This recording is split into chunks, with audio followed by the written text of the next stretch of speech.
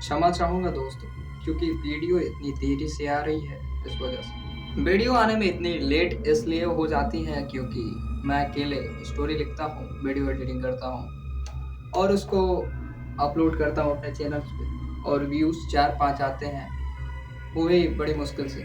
मेरे ही घर के लोग जो भी देखा करते हैं वही व्यूज़ होते हैं। इस वजह से मैं काफ़ी डिमोटिवेट हो जाता हूँ और वीडियो आने में हो जाती है देरी। इस वजह से मैं आप लोगों से इतना ही चाहता हूँ कि थोड़ा सपोर्ट कीजिए और हमारी इस कहानी को शेयर करिए आगे उन लोगों तक जिन्हें भूतिया कहानियाँ सुनना काफ़ी पसंद है। तो दोस्तों, आज की ये कहानी है पिछली हमारी स्टोरी का दूसरा भाग, जो कि एम्बुलेंस की स्टोरी थी। अगर आप लोगों ने नहीं देखी है अभी तक तो डिस्क्रिप्शन में मैं लिंक दे दूंगा, पहले भाग को देख लीजिएगा, उसके बाद इस पार्ट को पूरा देखिएगा, क्योंकि समझ में नहीं आएगा ये कहानी अगर पिछले एपिसोड को आपने नहीं देखी है तो। कहानी में आगे बढ़ने से पहले आप लोग प्लीज़ हमारे चैनल को जरूर सब्सक्राइब कर लीजिए, ताकि मुझे और भी ऐसी वीडियो बनाने में काफ़ी मोटिवेशन मिल सके। तो आइए शुरू करते हैं आज की एक और दिल दहला देने वाली कहानी। पिछली स्टोरी में अब तक आपने देखा आदित्य और विकास नयका छपरा गांव में रात के तकरीबन 8:30 बजे तक पहुंच जाते हैं, क्योंकि रोहित नाम के किसी लड़के ने फांसी लगा ली थी। आदित्य और विकास रोहित को लेकर रोहित की मम्मी और उसके पड़ोस के एक भैया के साथ एम्बुलेंस में उसी कच्ची सड़क से निकल जाते हैं, मेन हाईवे पे जाम लगे होने की वजह से। कि तभी अचानक एक बूढ़ी औरत उनके एम्बुलेंस के सामने आ खड़ी होती है और कुछ मंत्र गुदगुदाने लगती है, और देखते ही देखते सब लोग बेहोश हो जाते हैं। अगली सुबह जब सबकी आंख खुली तो सबने देखा कि रोहित अब एम्बुलेंस में मौजूद नहीं था। अब इस कहानी में हम आगे बढ़ते हैं कि आखिर क्या हुआ इसके बाद। इतना देखते ही हम सब घबरा गए, क्योंकि हमें चिंतित करने वाली एक ही बात थी कि रोहित की लाश आखिर गई कहाँ। और साथ ही हमें परेशान कर रहा था एक सवाल कि हम में से किसी को भी एक खरोच तक नहीं आया था। वहीं रोहित की माँ फूट फूट कर रोने लगी। विकास और मैं रोहित की माँ को दिलासा देते हुए कहने लगे, कुछ नहीं होगा माँ जी, जब तक रोहित का कुछ पता नहीं चल जाता हम आपके साथ हैं। और रोहित की माँ के साथ जो एक युवक आया हुआ था, वो कोई बहाना करते हुए किसी कारण से चला गया, और एम्बुलेंस के पास मैं और विकास अथवा रोहित की माँ, हम 3 लोग मौजूद थे। हमारे सामने अब सबसे बड़ी चुनौती थी ये पता लगाना कि रोहित आखिर है कहाँ और उस बूढ़ी औरत का इन सब से क्या संबंध है। हमें कुछ समझ नहीं आ रहा था कि तभी विकास ने एकदम से कहा, आदित्य, हॉस्पिटल से फ़ोन आ रहा है, क्योंकि एम्बुलेंस की ज़रूरत है और हम कल रात से यहीं हैं। हम फौरन ही रोहित की माँ के साथ हॉस्पिटल की ओर निकल पड़े और हॉस्पिटल में एम्बुलेंस जमा कर कुछ दिनों की छुट्टी लेकर विकास और मैं रोहित की माँ के साथ नज़दीकी पुलिस चौकी पर रिपोर्ट लिखवाने चले गए। और जैसे ही रोहित की माँ ने पुलिस इंस्पेक्टर से बताना शुरू किया तो एकदम से मेरे पीछे खड़ा एक कांस्टेबल बोल उठा, साहब, जैसे कई मामले कुछ महीनों से देखे जा रहे हैं, वही लोग उस रास्ते से गायब हो रहे हैं जो इमरजेंसी के चलते हाईवे से कच्ची सड़क की ओर मुड़ जाते हैं। कि तभी मैंने एकदम से कहा, इसका मतलब और भी लोग उस रोड से लापता हो रहे हैं, और क्या वो अभी तक मिले नहीं? मेरी बात का जवाब देते हुए उस कांस्टेबल ने एकदम से कहा, नहीं साहब जी, अभी तक जितने भी लोग वहाँ से गायब हुए हैं कोई लौटकर अभी तक नहीं आया। उस कांस्टेबल की बात सुन हम सब दंग रह गए, किसी को अब कुछ सूझ नहीं रहा था। खैर, हमने रोहित की गुमशुदा का रिपोर्ट लिखवा दिया, लेकिन हमें रोहित के मिलने की आशाएं बहुत कम ही दिखाई दे रही थी। किसी को कुछ समझ नहीं आ रहा था। अब हम सब लोग पुलिस चौकी से लौटकर उसी कच्ची सड़क पर जा पहुँचे जहाँ पर कल रात हमारी एम्बुलेंस बंद पड़ गई थी। उस जगह पर पहुँचते ही हम तीनों आसपास से गुजरने वाले लोगों से कल रात की वाकया बताते हुए उस बूढ़ी औरत के बारे में पूछने लगे, लेकिन लाख पूछने पर भी सीधा मुंह कोई भी शख्स हमें जवाब नहीं दे रहा था, जिसके कारण हम और भी निराश हो गए। आसपास के लोगों से पूछताछ करते हुए दोपहर के अब तकरीबन 2 बजने को आए थे और रोहित की माँ का चेहरा पूरी तरह उतरा हुआ था, क्योंकि हमने कल रात से अन्न का एक दाना तक नहीं ग्रहण किया था। इसी वजह से विकास और मैंने रोहित की माँ को उनके घर छोड़ने का निश्चय किया और हम दोनों ने रोहित की माँ को उनके गांव नैका छपरा छोड़ दिया। और मैंने रोहित की माँ को दिलासा देते हुए कहा, आप चिंता मत कीजिए, रोहित जहाँ कहीं भी होगा, अगर हमें जरा भी कुछ रोहित के बारे में मालूम पड़ता है तो हम आपको ज़रूर सूचित करेंगे। इतना कहकर विकास और मैं कल रात जहां एम्बुलेंस हमारी बंद पड़ी थी उसी जगह वापस लौट आए, ये सोचकर कि शायद यहाँ कुछ सुराग मिल जाए जिसे ये मालूम चले कि वाकई में रोहित गया तो गया कहाँ। अब विकास और मैं हम दोनों मिलकर उस जगह पर चारों तरफ घूमने लगे। उस सड़क के दोनों तरफ घने पेड़ लगे हुए थे। एक तरह से कहा जाए तो एक जंगल के बीच से उस कच्ची सड़क को बनाया गया था। दोपहर के तकरीबन 2 बजे तक लगातार चारों तरफ घूमने के बाद जब कुछ भी हमारे हाथ नहीं लगा, तो जिससे ये मालूम चले कि आखिरकार रोहित गया कहाँ, अब हम दोनों थोड़े हताश होकर एक जगह पर बैठ गए। हमें कुछ समझ नहीं आ रहा था कि आखिर हो क्या रहा है।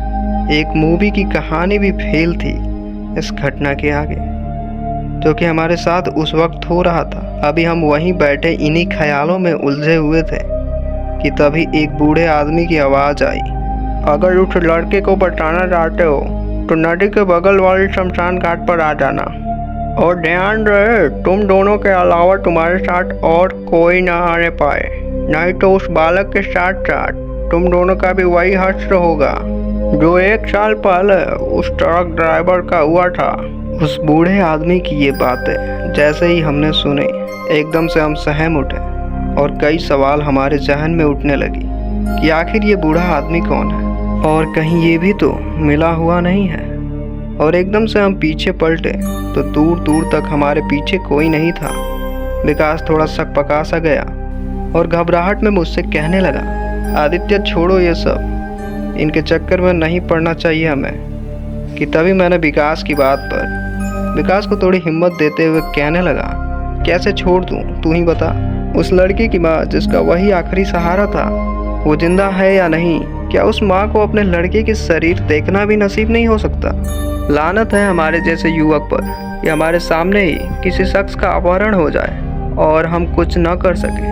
मेरी बातों से विकास भी थोड़ी जोश में आ गया और हम उसी कच्ची सड़क से थोड़ी ही दूर पर बसने वाले एक छोटे से मोहल्ले की ओर इस घटना की जानकारी लेने आगे बढ़े।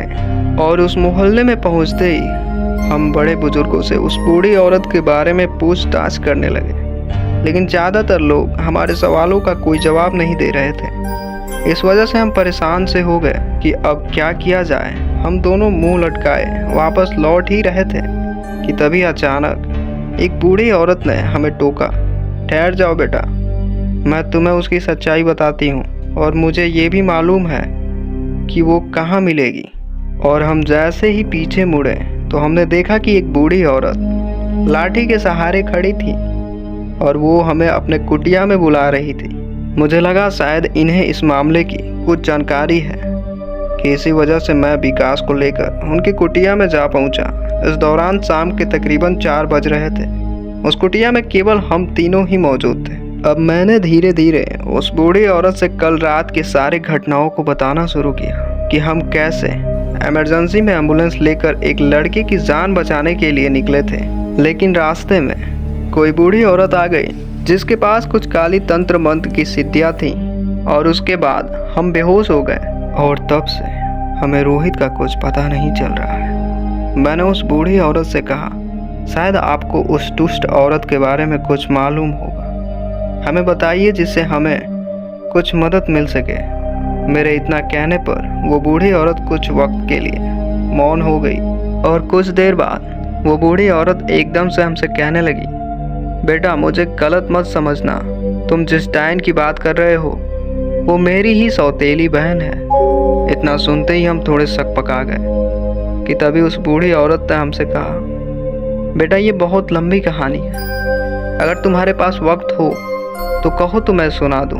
हमने हाँ में सिर हिलाया हमारे इशारा पाते ही वो बूढ़ी औरत उस डायन के बारे में बताते हुए हमसे कहने लगी, शुरू से वो ऐसी लड़की नहीं थी। वो एकदम भोली भाली सुशील लड़की थी, लेकिन उसके अंदर नफरत का जहर घुला। गांव वालों की ही गलती के कारण आज से तकरीबन 60 साल पहले बुनिया की शादी की बात चल रही थी।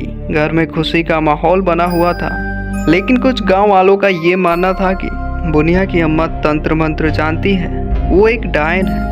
हालांकि ऐसा कुछ नहीं था, लेकिन फिर भी इस बात को गांव वालों ने लड़की की परिवार वालों से बता दिया, जिसकी वजह से बुनिया की शादी टूट गई। धीरे धीरे ये अफवाह पूरे गांव में फैलने लगा कि बुनिया की अम्मा डायन है। उस वक्त हम बहुत गरीब परिवार से थे। मेहनत मजदूरी करके बुनिया के पिताजी ने बुनिया के शादी के लिए पैसा इकट्ठे किए थे। इस अफवाह के कारण सब खत्म हो गए। अपने आंखों के सामने सब कुछ उजड़ता देख बुनिया के पिताजी ने जहर खा लिया। हम सब वहीं रोते बिलखते रहे, गांव वालों से मदद की गुहार लगाते रहे कि कोई बुनिया के पिताजी को हॉस्पिटल ले चले, क्योंकि हमारे गांव से हॉस्पिटल 10 कोस की दूरी पर था और हॉस्पिटल जाने का कोई साधन ना होने की वजह से बुनिया के पिताजी की वहीं तड़प तड़प कर दर्दनाक मौत हो गई। इस घटना से बुनिया के सीने में नफरत का ज्वाला दहन उठा। एक और बुनिया की माँ बुनिया के पिता के मौत का सदमा बर्दाश्त नहीं कर पाई और वो पागल हो गई। उसके अगले दिन बुनिया के पिताजी को यहीं के शमशान घाट में जला दिया गया। बुनिया अब एकदम गुमसुम सी हो गई, न तो अब किसी से बात करती और न ही कहीं जाती। उस घटना के ठीक 4 दिन बाद कुछ गांव वालों ने बुनिया की माँ को आधी रात शमशान घाट में जलती चिता के सामने बैठा पाया और बदकिस्मती से ठीक उसी दिन एक नवजात शिशु की मौत हुई थी और वो गांव वाले उस बच्चे को दफनाकर लौट रहे थे कि तभी उनकी नज़र बुनिया की माँ पर पड़ी, जो शमशान घाट पर बैठी हुई थी। इतना देखते ही वो कुछ लोग बुनिया की माँ के और नज़दीक गए तो सामने उन्होंने कुछ ऐसा देख लिया जिससे वो गुस्से में आग बबूला हो गए और उसी जलती चिता में उन्होंने बुनिया की माँ को जिंदा ही झोंक दिया कि तभी मैंने एकदम से टोकते हुए कहानी सुना रही उस बूढ़ी औरत से पूछा, ऐसा क्या देख लिया गांव वालों ने कि इतनी गिरी हुई हरकत कर बैठे। मेरे सवाल पर उस बूढ़ी औरत ने मुझसे कहा, बेटा गांव वालों ने देखा कि बुनिया की माँ के एक बच्चे के 100 को चल रही चिता के आंगने में से चुए खा रही थी, लेकिन इस बात में कितनी सच्चाई है ये तो ऊपर बैठा हुआ ही जानता है। कुछ ही क्षणों में बुनिया की सारी खुशियाँ छिन गई और इस वजह से बुनिया एक रात अचानक ना जाने कहाँ निकल गई। किसी को कुछ मालूम नहीं। बुनिया के गांव को त्यागने के ठीक 2 साल बाद गांव में एक नए अजीबोगरीब रोग ने अपना कहर बरसाना शुरू किया और देखते ही देखते गांव की आधी आबादी इस बीमारी के चपेट में मारे गए और कुछ गांव वाले धीरे धीरे इस गांव को खाली छोड़कर किसी अन्य जगह पर बसने लगे। धीरे धीरे इस गांव के लोग अब बुनिया को आधी रात देखने का दावा करने लगे। जो भी दिन ढलने के बाद अपने घर से कहीं भी निकलता तो उसकी मौत उसी क्षण तय हो जाती थी। वक्त बीतता गया और ये गांव समय के साथ लगभग खाली हो गया। यहाँ के लोग अपने ज़मीन बेचकर कहीं और बस गए, लेकिन आज भी अगर रात के वक्त कोई भी उस जंगल के रास्ते से होकर कच्ची सड़क से गुजरता है तो उसे बुनिया एक बार जरूर दिखाई देती है। कि तभी मैंने उस बूढ़ी औरत से एकदम से कहा, लेकिन बुनिया गई कहाँ? क्या वो अभी जीवित है? और अगर जीवित है तो वो है कहाँ? मेरे जहन में कई सवाल उमड़ रहे थे कि तभी मेरी बात पर उस बूढ़ी औरत ने कहा, बेटा रात हो गई है, मैं खाना बना देती हूँ, आज तुम दोनों यहीं ठहर जाओ, सुबह होते ही तुम लोग निकल जाना। कि तभी विकास ने मुझसे कहा, रुक जाते हैं यहीं, मैं भी काफ़ी थक गया हूँ। विकास के मुंह से इतना सुनते ही वो बूढ़ी औरत कुछ बनाने चली गई और कुछ देर बाद उस बूढ़ी औरत ने हम दोनों को चाय पकड़ाते हुए कहा, तब तक ये पियो, मैं भी खाना बना देती हूँ। उस चाय के गिलास को पकड़ते हुए जैसे ही मैंने एक घूंट चाय मुंह में डाली तो एकदम से मेरा सिर घूमने लगा और चारों तरफ मेरे आंखों के सामने एक घना अंधेरा छा गया और मैं वहीं धड़ाम से नीचे गिर पड़ा और एक आवाज़ मेरे जहन में गूंज उठी।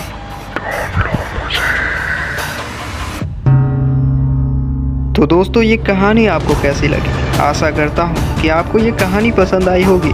इस कहानी का अगला भाग देखने के लिए हमारे इस चैनल को अभी सब्सक्राइब कर लें, ताकि मैं जैसे ही कहानी अपलोड करूँ आपको उसकी नोटिफिकेशन सबसे पहले मिल जाए।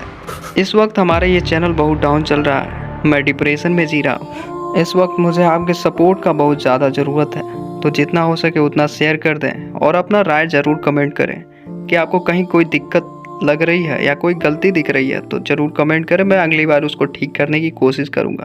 धन्यवाद। मिलते हैं एक और ऐसी कहानी में।